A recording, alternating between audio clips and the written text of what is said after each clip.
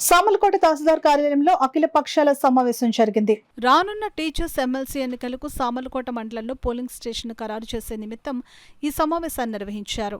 గతంలో పాత తహసీల్దార్ కార్యాలయం 5వ సచివాలయంను పోలింగ్ స్టేషన్గా ఉపయోగించారు.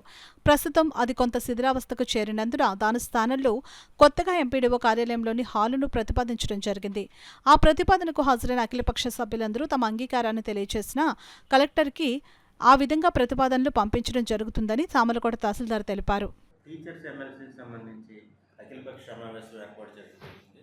ఈ అఖిలపక్ష సమావేశం ప్రధానంగా వీళ్ళు షెడ్యూల్ రాబోతుంది. దానికి సంబంధించి అలాగే దీనికి పోలింగ్ స్టేషన్గా గతంలో తహసీల్దార్ ఆఫీసు, పాత తహసీల్దార్ ఆఫీస్ ఉండేది. ఆ తహసీల్దార్ ఆఫీస్ ఇప్పుడు డయాపరేటెడ్ కండిషన్లో ఉండి శిథిలమైపోయిన పరిస్థితుల్లో దానికి వేరే ఆల్టర్నేటివ్గా ఇంకో పోలింగ్ స్టేషన్ కొత్తగా ఏర్పాటు చేయాల్సిన అవసరం ఉంది. దానికి ఎండిఓ ఆఫీసులో ఈఓబిఆర్టీ గారి రూమ్ని ఈ పోలింగ్ స్టేషన్ కింద ఎంపిక చేశాము.